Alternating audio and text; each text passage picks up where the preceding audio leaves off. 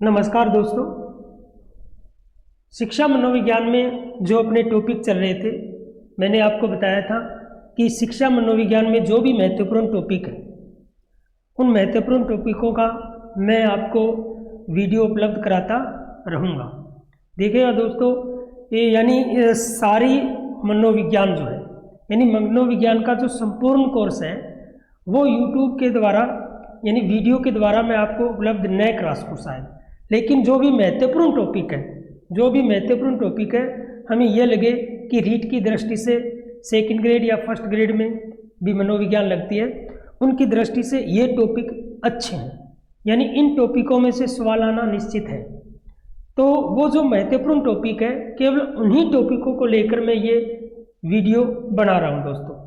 कहीं आप ऐसा सोचें कि मनोविज्ञान की संपूर्ण क्लासें नहीं डाली जा रही है वीडियो में, तो दोस्तों संपूर्ण क्लासें डालना संभव नहीं है अभी तक। जब ये संभव होगा तो आगे मैं संपूर्ण क्लासें भी डाला करूँगा, लेकिन पहले मैं केवल वही क्लासें डाल रहा हूँ जो परीक्षा की दृष्टि से क्या है, महत्वपूर्ण है, और वो जो टॉपिक है वो कठिन भी है, बच्चों को याद भी नहीं रहते, तो उनको मैं याद करने का अच्छा ट्रिक भी बताऊँगा कि ये आपको कैसे याद रहेंगे। तो आज का जो अपना टॉपिक है वो है बुद्धि का वर्गीकरण। कौन सा टॉपिक है? बुद्धि लब्धि का वर्गीकरण। देखिएगा दोस्तों कि शिक्षा मनोविज्ञान में जो बुद्धि टॉपिक है ये बहुत ही महत्वपूर्ण टॉपिक है, और इससे ये जो बुद्धि लब्धि है, बुद्धि लब्धि जो है इससे संबंधित एक सवाल आता है। इससे संबंधित क्या आता है? एक सवाल आता है, और उस सवाल को हल करने के बाद में हमें ये बताना होता है कि ये जो बालक है ये कौन सी बुद्धि का है। क्या ये प्रतिभाशाली है, क्या ये सामान्य बुद्धि का है, क्या ये मंद बुद्धि का है, क्या ये मूर्ख है, मूढ़ है, महामूर्ख है, कौन सी बुद्धि का है वो।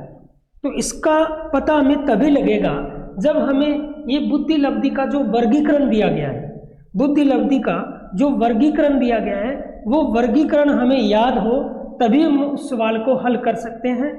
तभी हम उस सवाल को हल करने के बाद में हम क्या करेंगे, उस सवाल को हल करने के बाद में ये बता सकते हैं कि ये बालक है, इस बालक की बुद्धि लब्धि क्या है। तो चलिए हम शुरू करते हैं आज का टॉपिक। जो अपना टॉपिक क्या है? बुद्धि लब्धि का वर्गीकरण। तो बुद्धि लब्धि का वर्गीकरण करने से पहले बुद्धि से संबंधित कुछ महत्वपूर्ण तथ्य हैं वो हम याद कर लेते हैं। तो सबसे पहले तो देखो, हमें प्रश्न पूछा जा सकता है, तो यदि आपसे पूछे कि बुद्धि शब्द का सर्वप्रथम प्रयोग किसने किया, बुद्धि शब्द का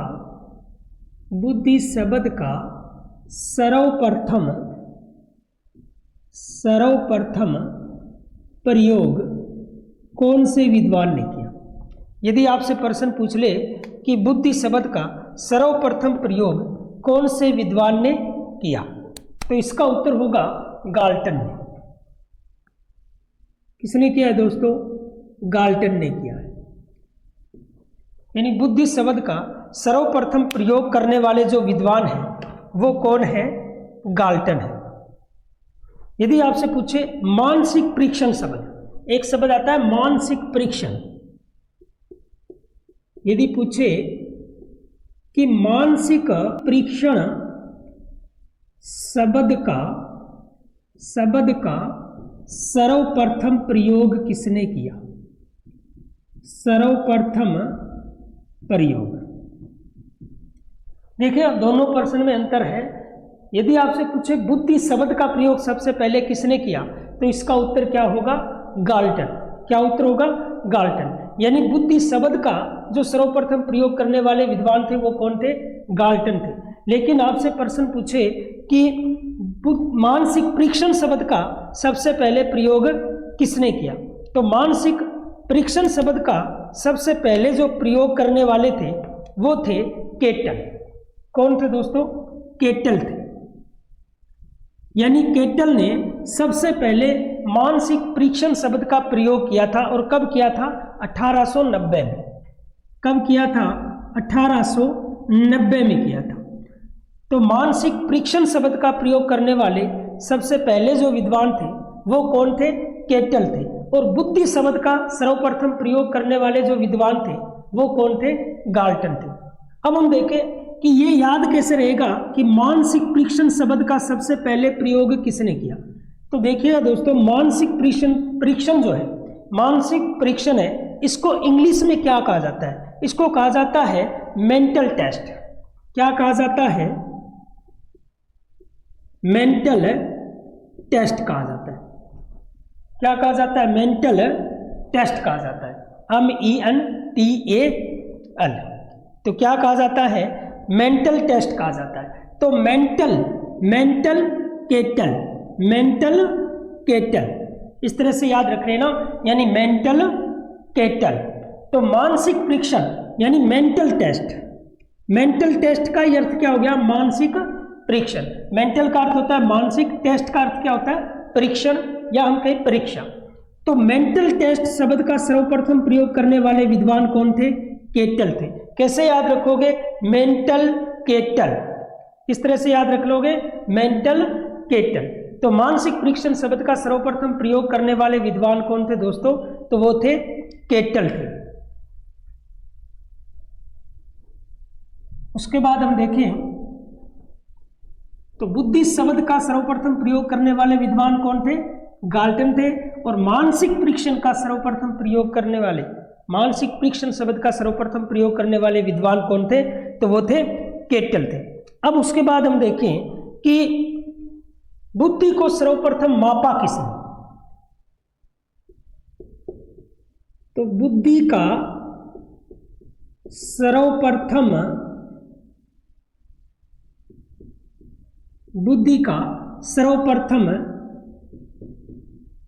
माप करने वाले विद्वान कौन थे? तो बुद्धि का सर्वप्रथम माप करने वाले विद्वान कौन से थे? आपसे प्रश्न पूछा जा सकता है। तो बुद्धि का सर्वप्रथम माप करने वाले जो विद्वान थे वो थे बिने, अल्फ्रेड बिने। कौन थे दोस्तों? बिने थे। बिने ने कब किया था? 1905 में। कब किया था? 1905 में। तो बुद्धि का सर्वप्रथम मापन करने वाले जो विद्वान थे वो कौन थे? बिने थे। कौन थे? अल्फ्रेड बिने थे। कब किया था? 1905 में किया था।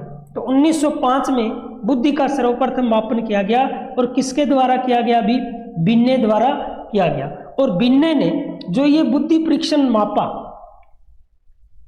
तो कौन से स्केल से नापा? तो वो था बिने साइमन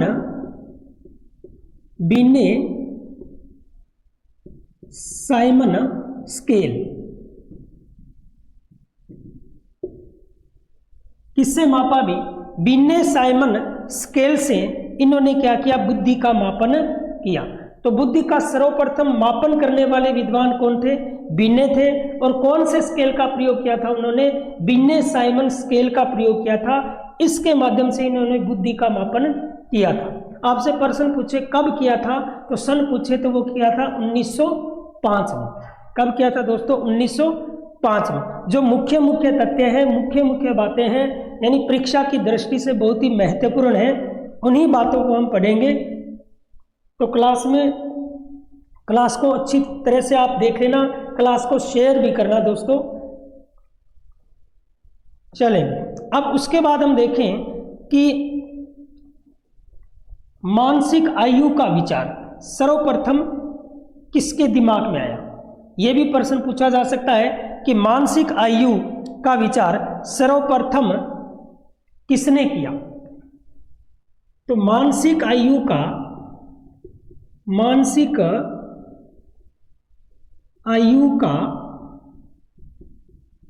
विचार सर्वप्रथम किसने किया? मानसिक आयु का विचार सर्वप्रथम किसने किया? तो वो भी विद्वान कौन थे दोस्तों? तो वो भी विद्वान थे अल्फ्रेड बिने। कौन थे? अल्फ्रेड बिने। यानी बिने ने ही मानसिक आयु का जो विचार था, मानसिक आयु का जो विचार था वो सर्वप्रथम किसके दिमाग में आया? अभी तो वो कौन था? बिने।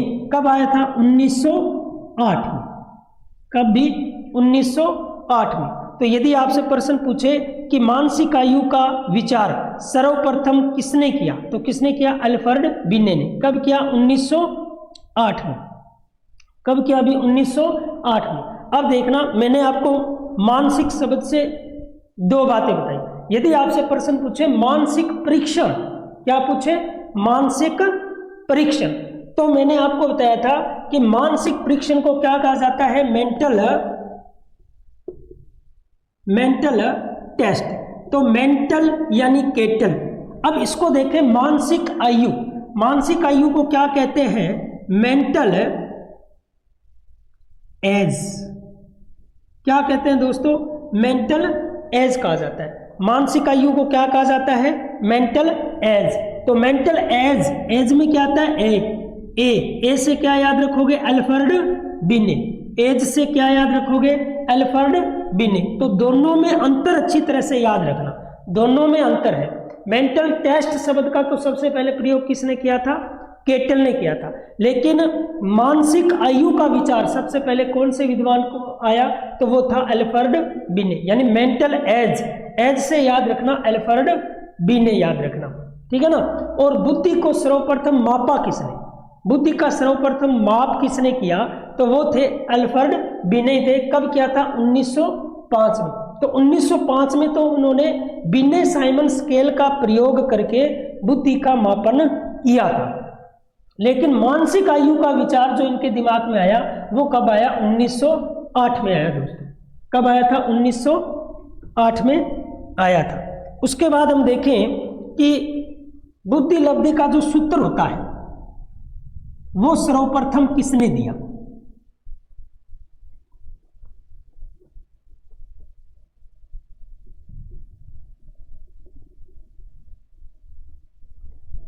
तो अब हम बात करते हैं बुद्धि लब्धि का सूत्र।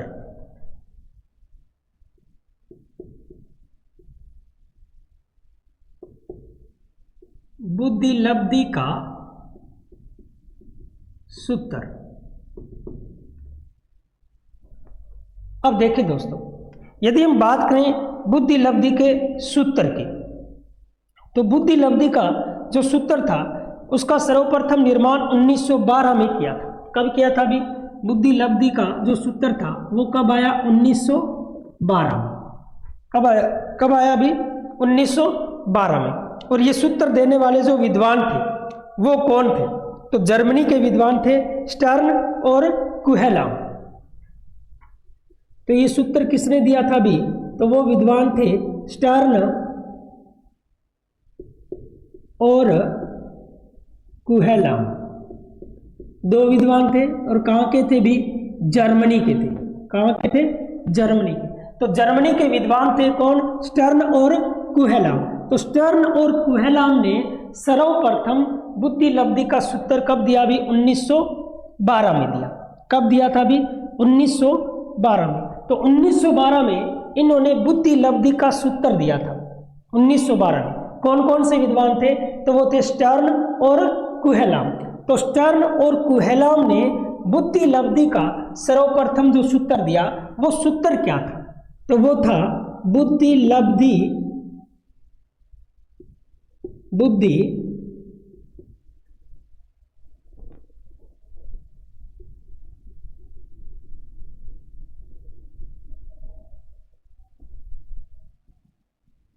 तो वो था भी बुद्धि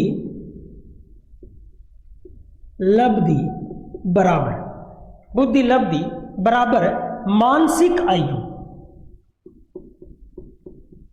कौन सी आयु? भी मानसिक आयु बट्टा में वास्तविक आयु।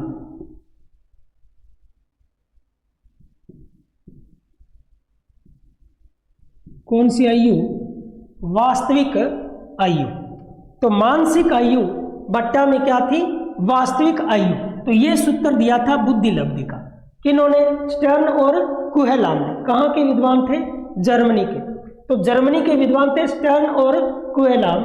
दोनों ने 1912 में बुद्धि लब्धि का सूत्र दिया था। और वो बुद्धि लब्धि का सूत्र क्या था? भी मानसिक आयु बट्टा में वास्तविक आयु। इसको यदि हम इंग्लिश में लिखें तो मानसिक आयु को कहा जाता है अम्मे और वास्तविक आयु को क्या कहा जाता है, सीए। तो यानी अम्मे बट्टा में सीए। ये किसने दिया था, ये स्टर्न और कुहलाम ने बुद्धि लब्धि का 1912 में जो सूत्र दिया था वो ये था। तो इसमें मानसिक आयु बट्टा में वास्तविक आयु। अब ये जो वास्तविक आयु क्या होती है, जिसको हम शारीरिक आयु बोलते हैं, किसको, अपनी जो शारीरिक आयु होती है वास्तविक आयु उसे ही कहा जाता है। अपनी जो शारीरिक आयु है उसे ही क्या कहा जाता है, वास्तविक आयु कहा जाता है।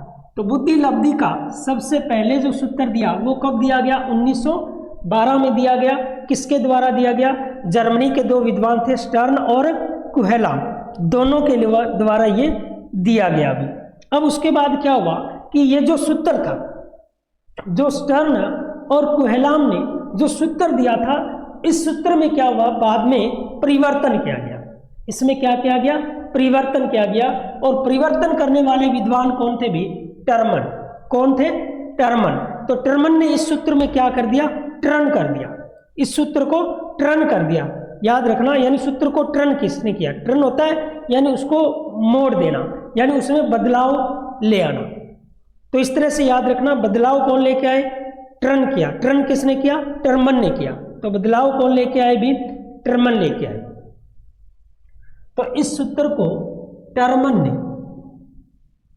ने क्या किया, 1916 में इस सूत्र में क्या कर दिया भी, संशोधन कर दिया। तो आपसे प्रश्न पूछा जा सकता है कि इस सूत्र में संशोधन किसने किया, तो संशोधन करने वाले विद्वान कौन थे भी, टर्मन थे। और कब किया, 1916 में किया भी। अब इन्होंने क्या कर दिया कि इन्होंने जो बुद्धि लब्धि का सूत्र था, बुद्धि लब्धि बराबर मानसिक आयु यानी अम ए बट्टा में सीए जो था, इसके गुणा में क्या लिख दिया, 100 लगा दिया। गुणा में क्या लिख दिया भी, 100 लिख दिया। तो अब हम देखें, पहले वाला जो हमने किया था, जब स्टर्न और कुहलाम ने जो सूत्र दिया था उसके गुणा में 100 नहीं था भी, क्या नहीं था, 100 नहीं था। लेकिन टर्मन ने इसके गुणा में क्या लिख दिया, 100 लिख दिया।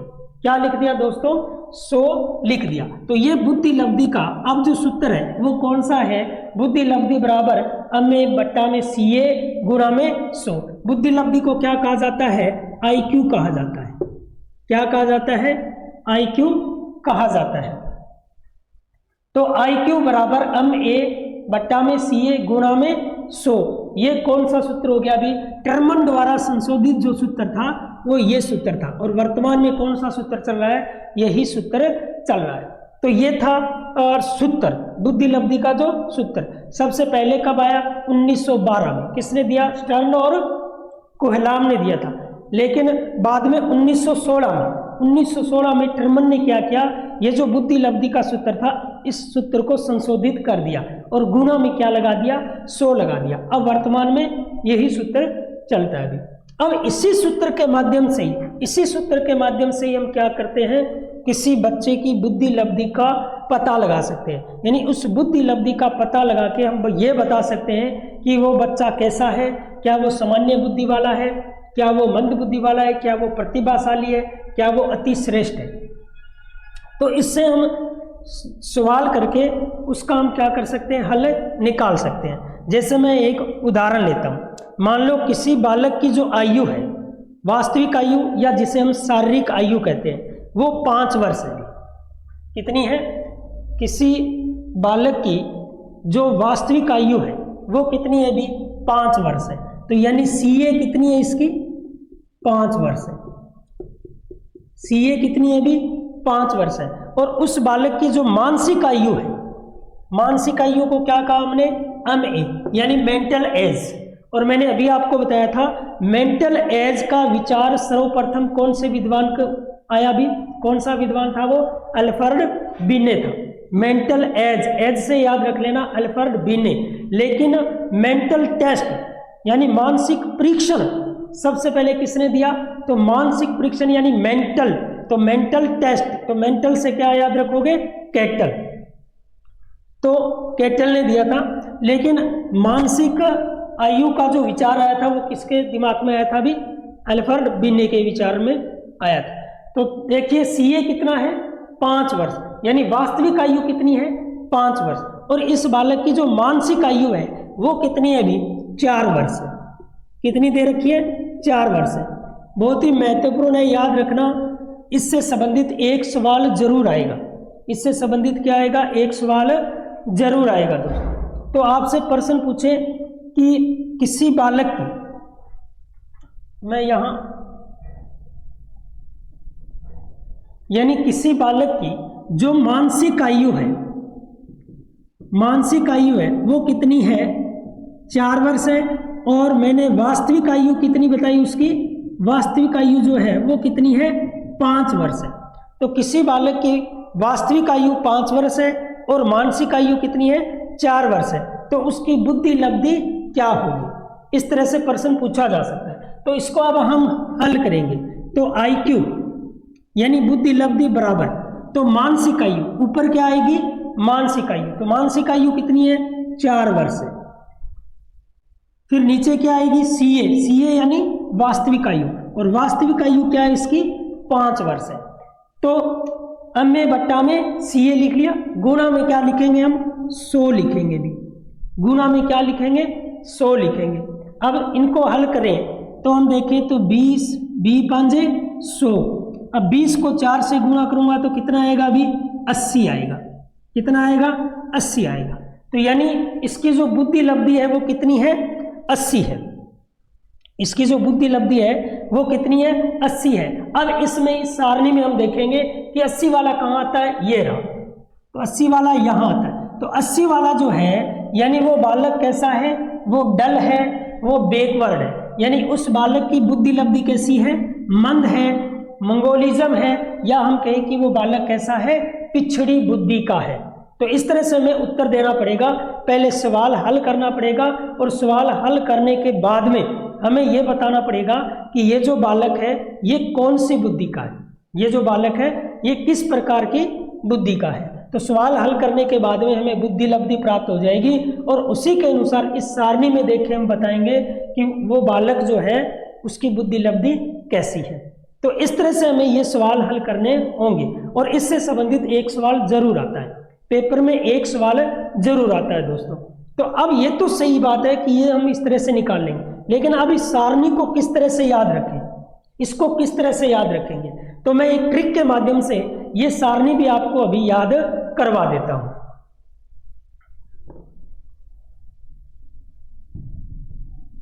तो हम ये सारणी याद कर लेते हैं। तो ये जो मैंने मुख्य मुख्य बातें बताई ये भी आप अच्छी तरह से याद रख लेना कि बुद्धि शब्द का सबसे पहले प्रयोग किसने किया? अभी गाल्टन ने किया था। सबसे पहले किसने किया था? अभी गाल्टन ने किया था। तो ये चीज आप अच्छी तरह से याद रखना।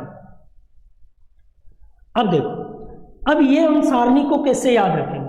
तो सबसे पहले तो मैं आपको बता दूं कि आपको क्या करना है, ये जो अंग्रेजी शब्द है, ये जो अंग्रेजी शब्द है ये आपको अच्छी तरह से याद रखने हैं, और ये ज्यादा कठिन भी नहीं है, ये ज्यादा कठिन भी नहीं है। हिंदी शब्द इनके कई हो सकते हैं, भी हिंदी शब्द कई हो सकते हैं, लेकिन अंग्रेजी शब्द जो है वो 1 या 2 ही होते हैं, उससे ज्यादा नहीं होते। अब इसको याद कैसे करेंगे? तो इसको याद हम करेंगे कि हम यहाँ लिखेंगे जी, और यहाँ लिखेंगे वी, यहाँ लिखेंगे एस, और यहाँ क्या लिखेंगे? ए। अब इसको हम क्या बोलेंगे? जीव सा। क्या बोलेंगे भी? जीव सा बोलेंगे। तो इसको हम क्या बोलेंगे? जीव सा। ठीक है ना? आगे लिखेंगे डी, और यहाँ क्या लिखेंगे? एफ। अब देखो इसको पूरा बोलेंगे जीव सा एफ, डी एफ, डफ, जीव सा डफ। इसको क्या बोलेंगे हम भी? इसको हम बोलेंगे, हिंदी में यहां लिख देता हूं, जीव सा डफ। क्या बोलेंगे? जीव सा डफ। तो जी से जी हो गया, वी से वी। अब सा जो होता है वो किसका बनता है? अस ए का बनता है। सा किसका बनता है? अस ए का। डी, और ये क्या आ गया अभी अफ। तो क्या याद रखोगे आप याद रखना जीव सा डफ। क्या याद रखना? जीव सा डफ। फिर उसके बाद याद रखना आप नीमो आई आई। तो जीव सा डफ, नीमो आई आई।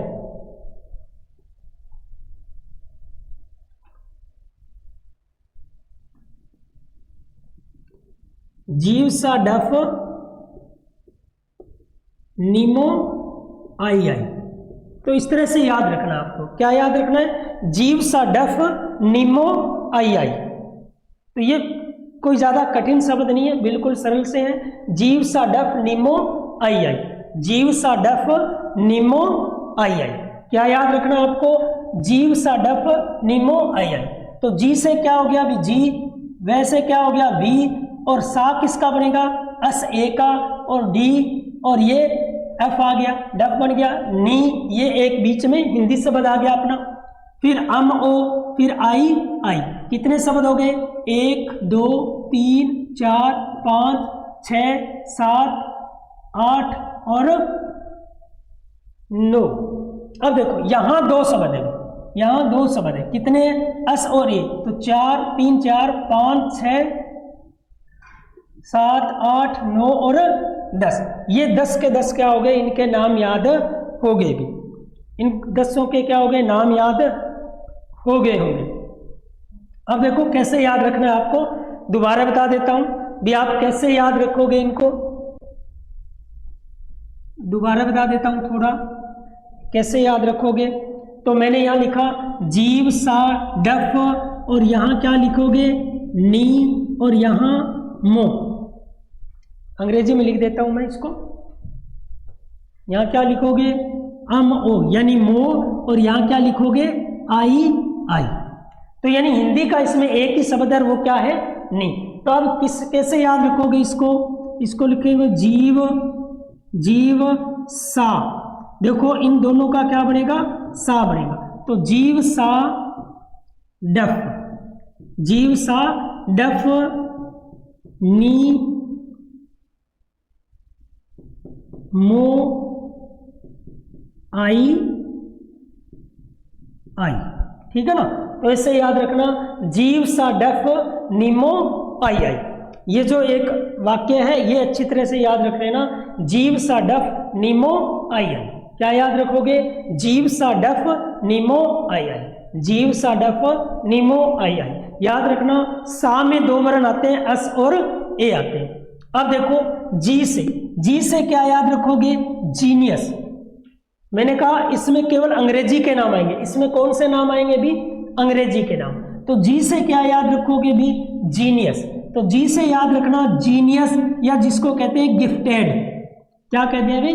गिफ्टेड। तो जी से क्या हो गया? जीनियस, या हम कहें गिफ्टेड। तो अंग्रेजी शब्द आपको याद रखने अच्छी तरह से। तो जी से क्या हो गया? जीनियस। जीनियस यानी गिफ्टेड। तो सबसे जो श्रेष्ठ होता है, सबसे जो श्रेष्ठ है यानी प्रतिभाशाली, सबसे तेज बुद्धि का, यानी जीनियस। जो जीनियस है उसको हिंदी में क्या बोलते हैं? प्रतिभाशाली बुद्धि। अब प्रतिभाशाली बुद्धि वाले कौन से बालक होंगे भी? जिनका बुद्धि लब्धि कितना है? 140 से अधिक है। जिनकी बुद्धि लब्धि 140 से अधिक है वो क्या होंगे भी? जीनियस होंगे। वो क्या होंगे? जीनियस होंगे। तो याद रखना जीनियस वाला जिनकी बुद्धि 140 से क्या है? अधिक होती है। जैसे 141 आ गई, 142, 144, यानी जिनकी बुद्धि लब्धि 140 से अधिक आ गई वो क्या होंगे भी? जीनियस होंगे, यानी प्रतिभाशाली होंगे। क्या होंगे? प्रतिभाशाली होंगे। तो पहला हो गया अपना 140। अब 140 में से 20 घटाने हैं। कितने घटाने हैं? 20। पहले वाले में से कितने घटाओगे? 20। तो 140 में से 20 घटाओगे तो कितना आ गया? 120। तो यानी जिनकी बुद्धि लब्धि 120 से 139 के बीच में, 120 से 139 के बीच में है। तो देखें तो वो क्या होते हैं भी? वी से याद रखना वेरी। वी से क्या याद रखोगे भी? वेरी। और वेरी का अर्थ होता है बहुत या अति, बहुत या अति। तो ये कौन सा हो गया भी? ये हो गया वेरी सुपीरियर। कौन सा हो गया? वेरी सुपीरियर हो गया। तो वी से याद रखना वेरी सुपीरियर, यानी वेरी मानी बहुत होता है, अति होता है। तो इसका मतलब जिसके आगे अति लिखा होगा, जिसके आगे अति लिखा होगा वो कौन सा होगा? वेरी सुपीरियर होगा। यानी वेरी का अर्थ होता है अति। तो देखो अति श्रेष्ठ, इसमें क्या आ गया? अति श्रेष्ठ, अति परखर, अति उत्तम बुद्धि, ठीक है ना। तो जो अति श्रेष्ठ होता है, अति परखर होता है, अति उत्तम होता है, ठीक है ना, अति उत्तम बुद्धि वाला होता है, उसको हम क्या कहते हैं? वेरी सुपीरियर कहते हैं। अंग्रेजी में इसको क्या कहेंगे भी? Very superior. तो देखो जी से हमने क्या याद किया? जी से हमने याद किया जीनियस या गिफ्टेड। जी से क्या याद किया? जीनियस यानी गिफ्टेड। तो यानी जीनियस या गिफ्टेड जिसकी बुद्धि लब्धि कितनी होती है? 140 प्लस होती है। उसके बाद में मैंने आपको बताया कि 140 में से 20 घटाने हैं। कितने घटाने हैं? 20 घटाने हैं। कितना आया? 120। तो 120 से लेकर 139 जिसकी बुद्धि लब्धि होगी, तो वहां अपना अंग्रेजी का अक्षर क्या आ गया? वी आ गया। क्या आ गया? वी। वी से याद रखना वेरी सुपीरियर। क्या याद रखोगे? Very superior. वेरी का अर्थ क्या होता है? बहुत या अति, बहुत या अति, यानी जिनके आगे अति, अत्यंत या बहुत लिखा होगा, अति, अत्यंत, बहुत लिखा होगा, तो वो कौन सा होगा? 2 नंबर वाला। कौन सा होगा अभी? 2 नंबर वाला, यानी अति श्रेष्ठ, अति उत्तम, तो ये नाम होंगे। तो 120 से 139 वाला वेरी सुपीरियर होगा।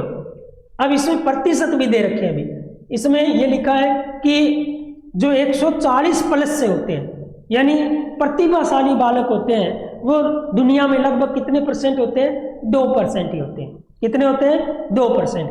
और अति श्रेष्ठ जो होते हैं, यानी प्रतिभाशाली 2% होते हैं। अति श्रेष्ठ या अति प्रखर जो होते हैं वो कितने होते हैं? 7% ही होते हैं। कितने होते हैं अभी? 7% ही होते हैं। तो जीनियस, वेरी सुपीरियर। अब देखो अस से क्या हो गया? केवल सुपीरियर हो गया, केवल सुपीरियर। तो पहले में हमने कितना घटाया अभी? 20, फिर क्या घटाएंगे? 10। तो याद रखो पहले 20, फिर 10, फिर 20, फिर 10, इस तरह से घटाते जाएंगे। तो पहले हमने 140 में से 20 घटाया, कितना आया? 120। अब कितना घटाएंगे? 10। किस में से? 120 में से। तो 120 में से 10 घटाऊंगा तो कितने होंगे भी? 110।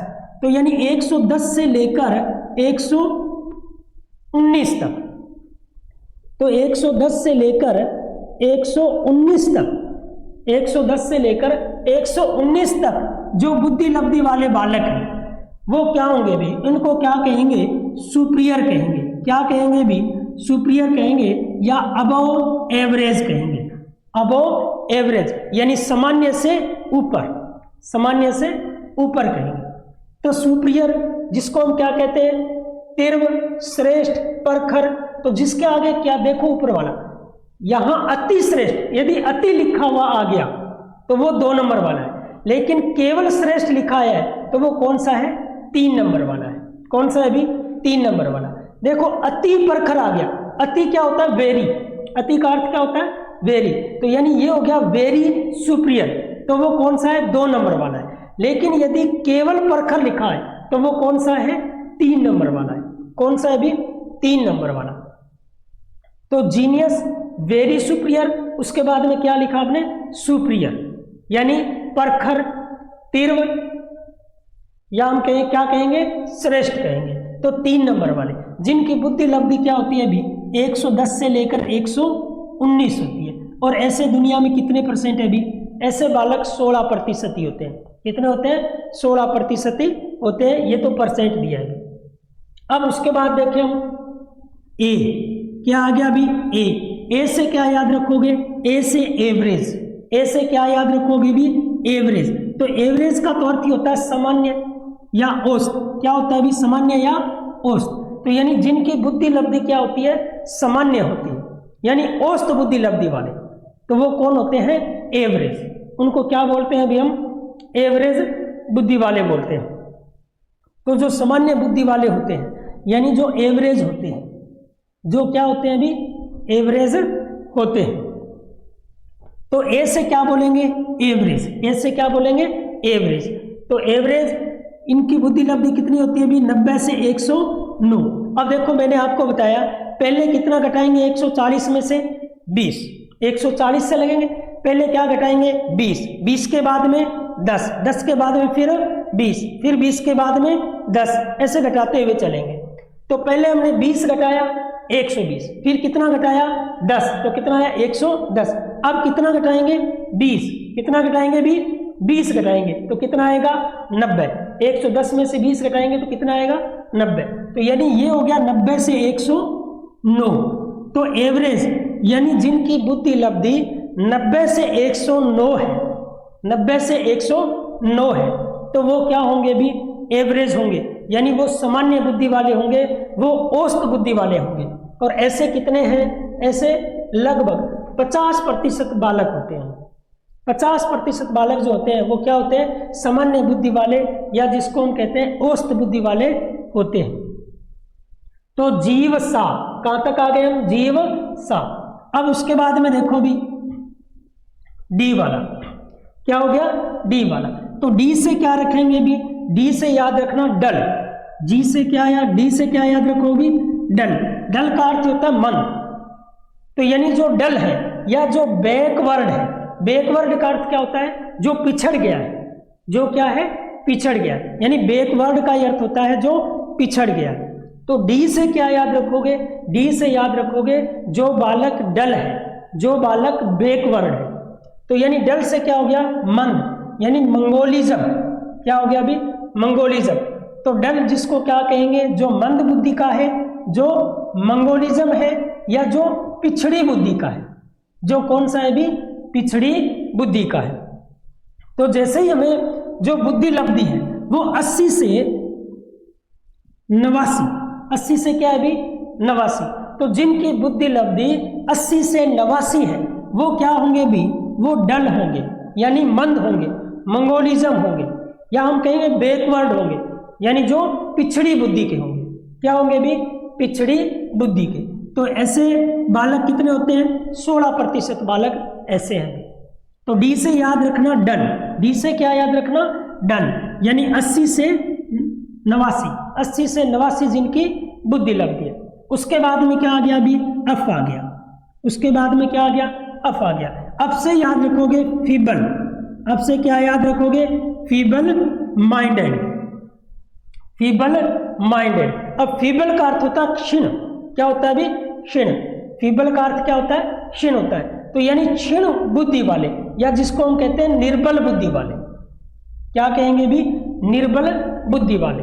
तो फीबल कौन से होंगे भी, फीबल जो क्षीण बुद्धि वाले हैं, जो निर्बल बुद्धि वाले हैं। तो किससे याद रखोगे अब से क्या हो गया फीबल। अब क्या घटाएंगे 10 घटाएंगे भी, क्या घटाएंगे 10, यानी अब हम 10 घटाते जाएंगे, ठीक है ना। पहले क्या घटाया हमने 20, फिर 10, फिर 20, फिर 10, अब हम 10 घटाते जाएंगे। अब देखो 80 में से 10 घटाया कितने आए, 70 आए। तो 70 से 79, तो 70 से 79 जिनकी बुद्धि लब्धि है वो क्या होंगे भी फीबल होंगे, वो क्या होंगे फीबल माइंडेड होंगे, यानी क्षण बुद्धि या निर्बल बुद्धि वाले होंगे, क्षण बुद्धि या निर्बल बुद्धि वाले होंगे, वो फीबल होंगे, माइंडेड यानी क्षीण बुद्धि या निर्बल बुद्धि वाले होंगे। तो ये क्षीण बुद्धि वाले होते हैं। फीबल का अर्थ क्या होगा, क्षीण होगा।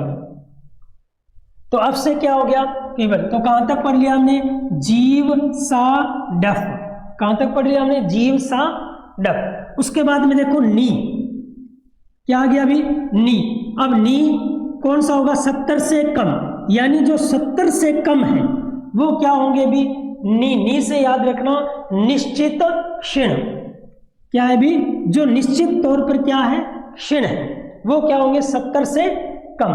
तो 70 से कम होंगे उनको क्या बोलेंगे अभी निश्चित क्षण, अंग्रेजी में जिसको बोलते हैं डेफिनेटली, यानी डेफिनेट फीबल, यानी डेफिनेट तौर पे वो क्या है, यानी निश्चित तौर पर क्या है वो क्षीण है। तो डेफिनेट यानी डेफिनेटली फीबल, डेफिनेटली फीबल यानी निश्चित रूप से क्षीण। इनकी बुद्धि लब्धि क्या होगी 70 से कम। तो 70 से कम होंगे ऐसे कितने हैं अभी 2%। तो 70 से कम है वो क्या होंगे, निश्चित क्षीण होंगे। उसके बाद हम देखें मो, यानी ये अम ओ, किससे याद रखोगे भी, अम ओ से, तो अम ओ से याद रखना मोरन, क्या याद रखोगे भी, मोरन। तो मोरन किसको कहेंगे, मूर्ख को। मोरन किसको कहेंगे भी, मूर्ख को। तो वो मूर्ख है उसको क्या कहेंगे, मोरन। इनकी बुद्धि लब्धि क्या है, 51 से 69। इनकी बुद्धि लब्धि क्या होती है अभी, 51 से 69। तो जिनकी बुद्धि लब्धि 51 से 69 है, क्या अभी, जिनकी बुद्धि लब्धि 51 से 69 है, वो क्या है, मोरन है। उसके बाद में आई, उसके बाद में क्या याद रखोगे भी, आई से इम्बेसाइड, क्या याद रखोगे भी, इम्बेसाइड, यानी जो मूंड बुद्धि वाले। कौन से अभी, मूंड बुद्धि वाले, यानी लास्ट वाले तीनों तो इस तरह भी याद रखना, मूर्ख, मूंड, महामूर्ख। कैसे याद रखोगे, लास्ट वाले जो 3 हैं वो है, क्या याद रखोगे, लास्ट वाले जो 3 हैं वो याद रखना, मूंड, मूर्ख, मूर्ख, मूंड और महामूर्ख। क्या याद रखोगे, मूर्ख, मूंड और महामूर्ख। तो लास्ट वाले याद रख लेना, मूर्ख, मूंड और महामूर्ख। और अंग्रेजी में देखें तो इसमें आ गया मो, आई, तो मो से क्या हो गया, मोरन, मोरन क्या होगा, मूर्ख होगा। फिर है इम्बेसाइड, इम्बेसाइड यानी जो मूंड है, इम्बेसाइड जो मूंड है। और इडियट, और सबसे अंत में जो होता है वो क्या होता है भी, इडियट होता है।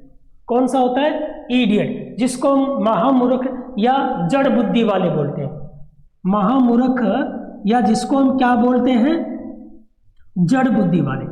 तो देखें जो इम्बेसाइड है, इनका जो बुद्धि लब्धि है वो क्या है, 26 से 50 है। कितना है, 26 से 50। तो इम्बेसाइड जो है वो है 26 से 50, यानी मूड बुद्धि वाले जो है।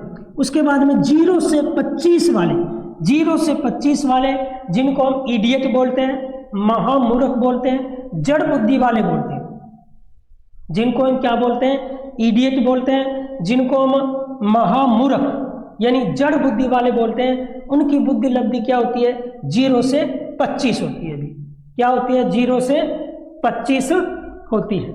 तो ये हमने जो बुद्धि लब्धि का वर्गीकरण था, क्या था दोस्तों, बुद्धि लब्धि का जो वर्गीकरण था वो हमने पढ़ा। याद रखना, बुद्धि लब्धि का वर्गीकरण अच्छी तरह से याद रख लेना, क्योंकि इससे संबंधित एक सवाल आएगा, ठीक है ना। और उस सवाल के आधार पे हमें जो बालक है उस बालक का प्रकार बताना है। ये क्या है, बुद्धि के प्रकार है। क्या है, बुद्धि के प्रकार है। तो हमें उस बालक की बुद्धि का प्रकार बताना है कि वो बालक कैसा है। तो सवाल तो कर दोगे आप इस सूत्र से, जो मैंने आपको सूत्र बताया था। आईक्यू का सूत्र क्या है, आईक्यू का सूत्र जो है वो है MA बट्टा में CA गुणा में क्या था भी, 100 था, गुणा में क्या था, 100 था। तो इस तरीके से इस सूत्र से आप सवाल तो कर दोगे, लेकिन सवाल करने के बाद में आपको बताना होगा कि उस बालक की बुद्धि किस प्रकार की है, उस बालक की बुद्धि किस प्रकार की है। और वो आप किससे, वो आप बुद्धि लब्धि का जो वर्गीकरण है, बुद्धि लब्धि का जो वर्गीकरण है, उस वर्गीकरण के आधार पे ही आप बता सकते हो कि वो बालक है उसकी बुद्धि किस प्रकार की है। तो ये आपको याद रखना जरूरी है। तो मैंने आपको ट्रिक क्या बताया, अभी ट्रिक बताया, जीव सा डफ निम्मो आई आई। क्या याद रखोगे, जीव सा डफ निम्मो आई आई। और इससे इनके जो अंग्रेजी शब्द है वो हमें याद रहते हैं। तो मैंने आपको बता दिया कि बुद्धि शब्द का सबसे पहले प्रयोग किसने किया, बुद्धि शब्द का सबसे पहले प्रयोग किसने किया भी, गाल्टन ने किया। किसने किया, गाल्टन ने किया। लेकिन आपसे प्रश्न पूछे कि मानसिक परीक्षण, मानसिक परीक्षण शब्द का सबसे पहले प्रयोग किसने किया, तो मानसिक परीक्षण को क्या बोलते हैं अंग्रेजी में, मेंटल टेस्ट बोलते हैं। क्या बोलते हैं, मेंटल टेस्ट। तो मेंटल यानी केटल, मेंटल से क्या याद रखोगे, केटल। तो ये भी याद रखना। फिर मैंने आपको बताया कि मानसिक आयु, मानसिक आयु का विचार सर्वप्रथम किसके दिमाग में है, तो मानसिक आयु को बोलते हैं MA यानी मेंटल एज। एज से याद रखना अल्फ्रेड बिने, कौन था भी? अल्फ्रेड बिने। अब उसके बाद में मैंने आपको एक बार इन चीज़ों को रिपीट कर लेते हैं दोस्तों, बहुत ही महत्वपूर्ण टॉपिक है ये बुद्धि लब्धि वाला। अब उसके बाद हम देखें तो उसके बाद में हमने जो सूत्र था यानी बुद्धि लब्धि का जो सूत्र था 1912 में सबसे पहले, वो सूत्र किसने दिया था? तो मैंने आपको दो विद्वान बताए थे, स्टर्न और कुहेलाम। कौन से बताए थे भी? स्टर्न और कुहेलाम नाम करके दो विद्वान बताए थे। कहाँ के थे भी? प्रश्न पूछे तो ये कहाँ के थे? जर्मनी के थे। कहाँ के थे भी? जर्मनी के थे। तो स्टर्न और कुहेलाम ने सूत्र दिया था, क्या दिया था? तो वो दिया था IQ बराबर अमे बट्टा में CA। अमे होता है मानसिक आयु और CA क्या होती है? वास्तविक आयु, जिसको हम शारीरिक आयु बोलते हैं। तो ये तो दिया था बुद्धि लब्धि का सूत्र स्टर्न और कुहेलाम ने, लेकिन 1916 में, कब भी? 1916 में क्या हुआ? इसमें संशोधन हो गया और क्या कर दिया? IQ बराबर अमे बट्टा में CA गुणा में क्या रख दिया? 100 लगा दिया। तो ये संशोधन किसने किया भी? वो करने वाले विद्वान कौन थे? टर्मन थे। तो संशोधन किसने किया था भी? टर्मन ने किया था। ये आप अच्छी तरह से याद रख लेना। तो संशोधन किसने किया अभी? टर्मन ने किया है। तो आपसे प्रश्न पूछा जा सकता है कि संशोधन किसने किया है? तो संशोधन करने वाले व्यक्ति थे, वो कौन थे? टर्मन थे।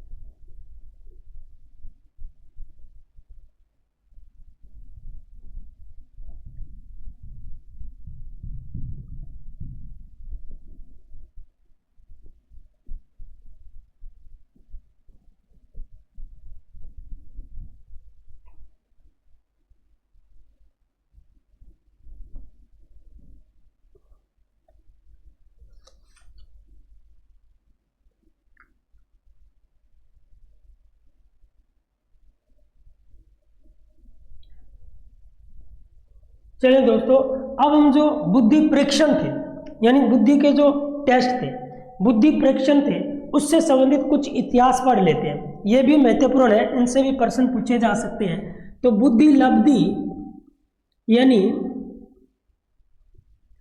बुद्धि परीक्षण का इतिहास यदि हम पढ़ें, क्या पढ़ें भी? बुद्धि परीक्षण का इतिहास यानी बुद्धि परीक्षण। बुद्धि किसको बोलते हैं? बुद्धि किसको बोलते हैं भी? बुद्धि को अंग्रेजी में क्या बोलते हैं? तो बुद्धि को बोला जाता है इंटेलिजेंस। क्या बोला जाता है भी? Intelligence test. तो बुद्धि को क्या बोलेंगे? इंटेलिजेंस, और परीक्षण को क्या बोलेंगे? टेस्ट। तो यानी बुद्धि परीक्षण का जो इतिहास है, इसके बारे में कुछ मुख्य जो तथ्य है वो हम पढ़ते हैं। इनके बारे में जो मुख्य तथ्य हैं वो हम पढ़ते हैं। तो देखिएगा, सबसे पहले हम देखें कि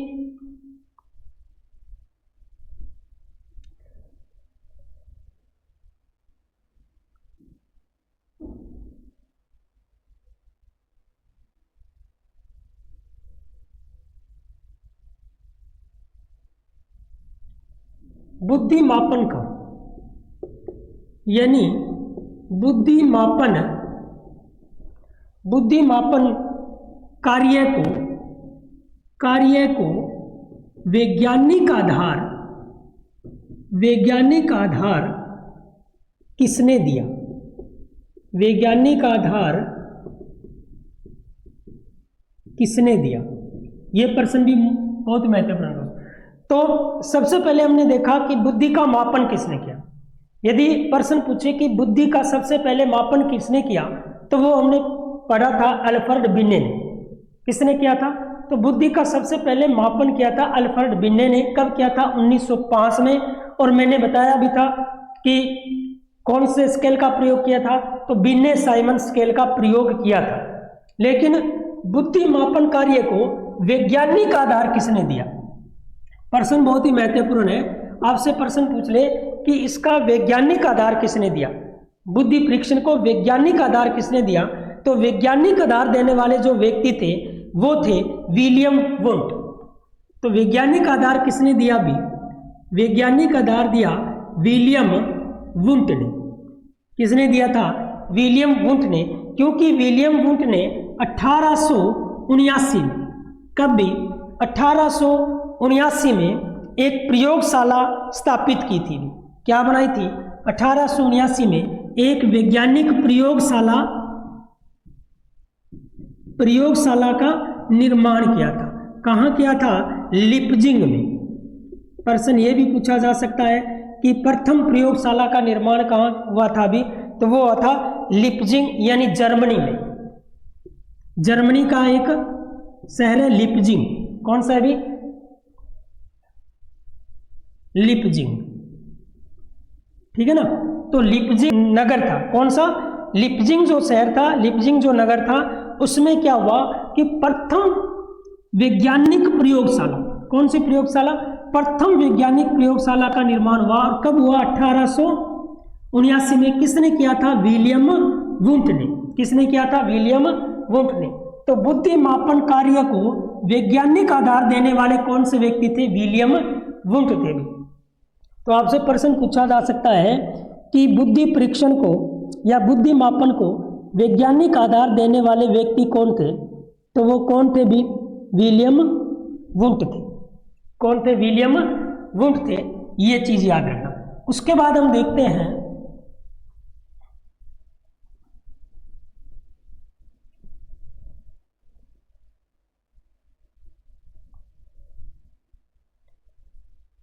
जो बिन्ने साइमन परीक्षण आया था। कौन सा परीक्षण आया था? अभी बिन्ने साइमन परीक्षण आया था। सबसे पहले इसका नाम क्या था? अभी इसका नाम था साइमन परीक्षण।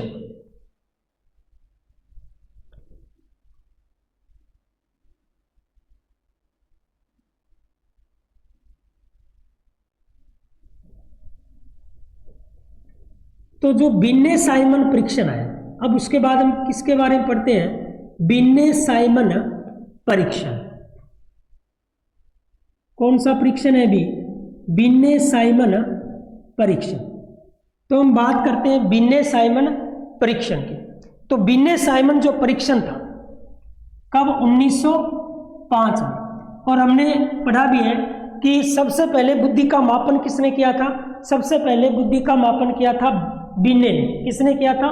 बिन्ने ने किया था। और कौन से परीक्षण से किया था? तो बिन्ने साइमन परीक्षण से, यानी बिन्ने साइमन स्केल से बुद्धि का सबसे पहले मापन बिन्ने ने किया था। कब? 1905 में।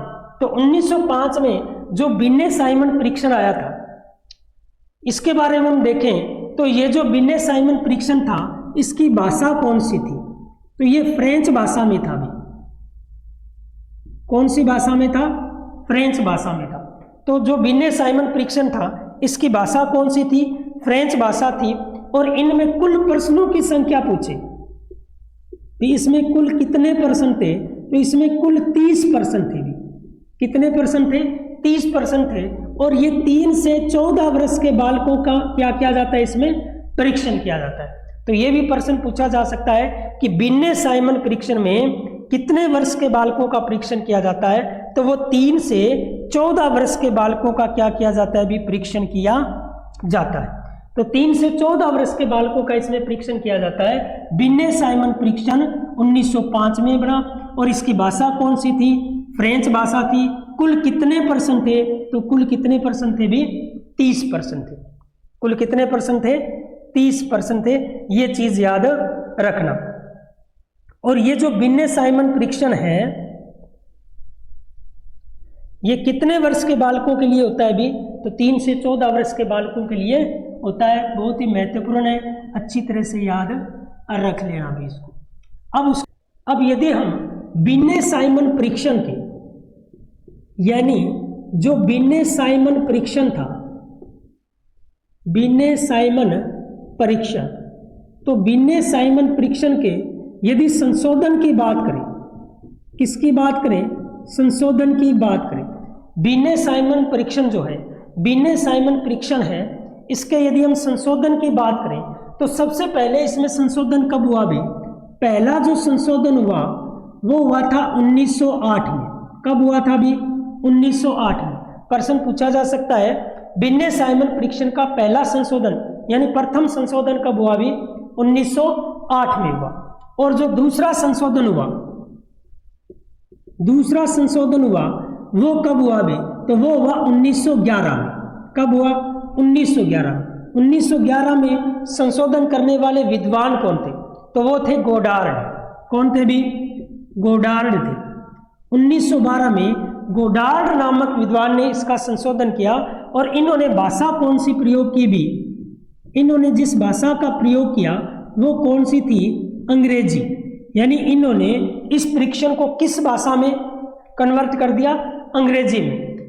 तो मूल रूप से ये कौन सी भाषा का था? फ्रेंच भाषा का था। 1905 में जब आया तो ये कौन सी भाषा का था? फ्रेंच भाषा का था। लेकिन बाद में गोडार्ड ने 1911 में इसको कौन सी भाषा में कन्वर्ट कर दिया भी? अंग्रेजी भाषा में। ये क्या था? इसका दूसरा संशोधन था। और इन्होंने प्रश्न जो किए, प्रश्न जो थे वो 30 की जगह कितने ले लिए? 59 प्रश्न ले लिए। 30 की जगह कितने प्रश्नों की संख्या हो गई भी? 59 प्रश्नों की संख्या हो गई। बाद में देखो इस बिन्ने साइमन परीक्षण में यानी 1916 में कब संशोधन हुआ भी? 1916 में संशोधन हुआ। और संशोधन करने वाले जो व्यक्ति थे वो थे टर्मन। कौन थे भी? टर्मन थे। तो 1916 में इसमें जो परिवर्तन करने वाले जो विद्वान थे वो कौन थे भी? टर्मन थे। तो टर्मन ने क्या किया कि इसमें संशोधन कर दिया। और संशोधन करके क्या किया भी? इन्होंने जो प्रश्न 59 थे यानी 59 की जगह कितने प्रश्न कर लिए? तो इन्होंने जो कुल प्रश्न बनाए वो कितने बनाए भी? 90। तो इन्होंने इसमें प्रश्नों की संख्या कितनी कर दी भी? 90 कर दी। तो 59 से बढ़ाकर प्रश्नों की संख्या कितनी हो गई भी? 90 कर दी गई। अब ये जो 90% किए गए, 90% किए गए, इसमें से 19% तो कहां से लिए गए? जो 59 थे, 59 थे। यानी इन 90 प्रश्नों में जो 59% थे उनमें से 19% तो वही के वही ले लिए। तो 19% तो कहां से लिए गए भी? इन्होंने 19% जो लिए वो लिए थे 59 में से। तो 59 में से 19% लेके कुल कितने परसेंट बना दिए इन्होंने? 90% बना दिए। कुल कितने परसेंट बना दिए? 90% बना दिए। तो ये था बिन्ने साइमन परीक्षण। कौन सा परीक्षण था अभी? बिन्ने साइमन परीक्षण। बिन्ने साइमन परीक्षण जो 1905 में आया। कब आया अभी? 1905 में आया। उसके बाद में जो बिन्ने साइमन परीक्षण था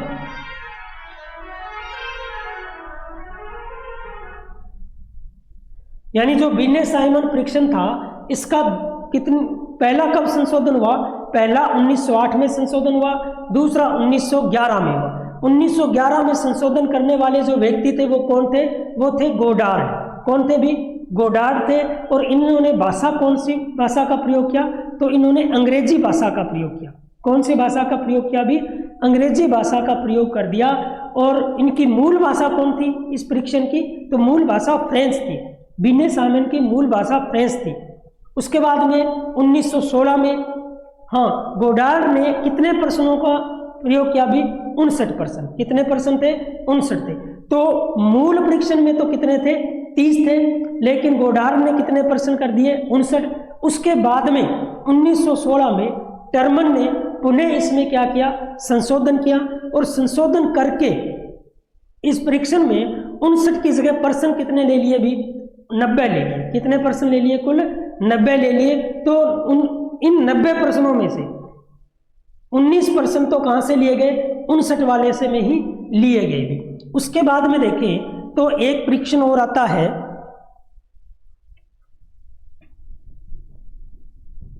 हम मुख्य मुख्य परीक्षण की भी बात कर लेते हैं थोड़ी।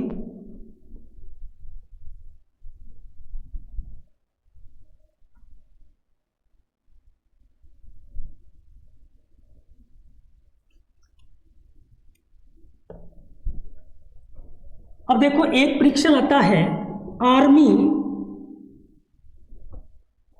आर्मी अल्फा परीक्षण, आर्मी अल्फा परीक्षण, और एक आता है आर्मी बीटा परीक्षण। तो एक तो होता है आर्मी अल्फा परीक्षण और एक होता है आर्मी बीटा परीक्षण। तो ये परीक्षण कहां बना भी, अमेरिका। ये परीक्षण कहां बना भी, अमेरिका में बना। कब बना भी, अमेरिका में, जब प्रथम विश्व युद्ध था। कौन सा युद्ध था भी, प्रथम विश्व युद्ध था। तो जब प्रथम विश्व युद्ध था 1914 में, प्रथम विश्व युद्ध के दौरान 1914 में जब सैनिकों की भर्ती लेनी थी, किसकी भर्ती लेनी थी, सैनिकों की भर्ती लेनी थी, तो उसमें आर्मी अल्फा परीक्षण और आर्मी बीटा परीक्षण का प्रयोग किया गया भी। और ये जो परीक्षण थे ये एक सामूहिक परीक्षण थे। तो यानी बुद्धि परीक्षण होता है वो दो प्रकार का होता है। कितने प्रकार का होता है, दो प्रकार का। एक व्यक्तिगत होता है और एक कौन सा होता है, सामूहिक होता है। व्यक्तिगत होता है एक एक व्यक्ति का परीक्षण, और सामूहिक होता है बहुत सारे व्यक्तियों का परीक्षण एक साथ ले लेना। व्यक्तिगत में समय अधिक लगता है, लेकिन सामूहिक में क्या होता है, समय की बचत होती है। समय यानी सबका एक साथ परीक्षण ले लिया जाता है, इस वजह से समय की बचत होती है। तो बुद्धि परीक्षण दो तरह के होते हैं, व्यक्तिगत और सामूहिक। अब ये जो व्यक्तिगत और सामूहिक होते हैं ये भी दो प्रकार के होते हैं। कितने प्रकार के होते हैं भी, दो प्रकार के होते हैं, याद रखना। एक तो होता है शाब्दिक और एक क्या होता है, अशाब्दिक होता है। एक क्या होता है भी, अशाब्दिक होता है। अब देखो जो शाब्दिक होते हैं ना, उसमें क्या होते हैं, प्रश्न होते हैं, उनके उत्तर लिखने होते हैं। जो प्रश्न होते हैं उनके उत्तर लिखने होते हैं। अब जो प्रश्न लिखने होते हैं तो ये परीक्षण केवल उन्हीं का किया जा सकता है जो क्या हो, शिक्षित हो, जो पढ़े लिखे हो। यानी पहले उनको प्रश्न पढ़ने पड़ेंगे, फिर उनके उत्तर देने पड़ेंगे। तो इस तरह से ये जो शाब्दिक होता है, ये क्या होता है, ये जो शाब्दिक होता है ये तो केवल पढ़े लिखे व्यक्तियों के लिए हो सकता है, यानी इसमें प्रश्न होते हैं। तो अब हम अच्छी तरह से जान सकते हो कि बिन्ने साइमन परीक्षण कैसा था, शाब्दिक था या अशाब्दिक था। तो बिन्ने साइमन परीक्षण में क्या थे भी, प्रश्न थे। क्या थे, प्रश्न थे। प्रश्न लिखे होते थे, उनको पढ़कर क्या देना होता था, उत्तर देना होता था। तो इसका मतलब बिन्ने साइमन क्या था, शाब्दिक परीक्षण था। तो शाब्दिक वो होता है जिसमें लिखे होते हैं। अब उसके बाद में दूसरा कौन सा होता है, दूसरा होता है अशाब्दिक। कौन सा होता है अभी, अशाब्दिक, यानी जो बोलकर पूछे जाते हैं, बोलकर किसी से प्रश्न पूछे जाते हैं, मौखिक रूप से जैसे प्रश्न पूछे जाते हैं, तो वो हो गया अशाब्दिक। कौन सा हो गया, अशाब्दिक। तो ये तो शिक्षित और अनपढ़ दोनों के लिए ही होता है। ये तो पढ़े लिखे और जो अनपढ़ लोग हैं उन दोनों के लिए ही होता है। तो इसमें हम देखें ये जो परीक्षण था आर्मी अल्फा परीक्षण और आर्मी बीटा परीक्षण। तो पहले तो देखें ये परीक्षण क्या थे भी, सामूहिक थे। ये क्या थे, ये परीक्षण दोनों ही क्या थे भी, सामूहिक थे। मैंने आपको बताया बुद्धि परीक्षण जो होता है वो दो तरह का होता है, व्यक्तिगत और सामूहिक। तो ये कौन सा था भी, ये सामूहिक बुद्धि परीक्षण थे। क्या थे, सामूहिक बुद्धि परीक्षण थे। अब इसमें हम देखें तो ये जो अल्फा वाला था, अल्फा वाला था, ये तो था शाब्दिक परीक्षण। क्या था भी, शाब्दिक परीक्षण। इसका मतलब अल्फा वाला परीक्षण जो था वो शिक्षित व्यक्तियों के लिए था। इनके लिए था, शिक्षित व्यक्तियों के लिए था, क्योंकि शाब्दिक जो होता है वो शिक्षित व्यक्तियों के लिए होता है। और ये जो बीटा परीक्षण था ये क्या था भाई, अशाब्दिक था। ये क्या था, अशाब्दिक। इसका मतलब ये क्या था, ये दोनों के लिए ही था, ये दोनों के लिए था। यानी अशाब्दिक दोनों के लिए ही होता है, शिक्षित और अशिक्षित दोनों का इससे बुद्धि का परीक्षण लिया जा सकता है। तो इस तरह से हम देखें तो ये हमारे क्या थे भी, बुद्धि परीक्षण थे। मैंने आपको मुख्य जो बुद्धि परीक्षण के उसके बारे में भी बताया। तो आपसे प्रश्न पूछे कि बुद्धि परीक्षण कितने प्रकार के होते हैं, तो 2 प्रकार के होते हैं, व्यक्तिगत और सामूहिक। और दोनों के 2 भेद होते हैं, शाब्दिक और अशाब्दिक। शाब्दिक जो होते हैं वो पढ़े लिखे व्यक्तियों के लिए होते हैं, और अशाब्दिक होते हैं वो पढ़े लिखे और अनपढ़ दोनों के लिए होते हैं।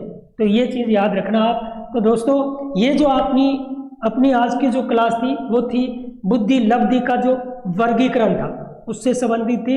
इसका मैंने आपको अच्छी तरह से ट्रिक भी बता दिया है। तो इस क्लास को आप अच्छी तरह से देखें, क्योंकि एक सवाल निश्चित ही आने की संभावना है, एक सवाल जरूर आएगा, उसमें हमें पूछा जाएगा, बुद्धि के प्रकार पूछे जाएंगे। तो इसको आप अच्छी तरह से याद कर लेना।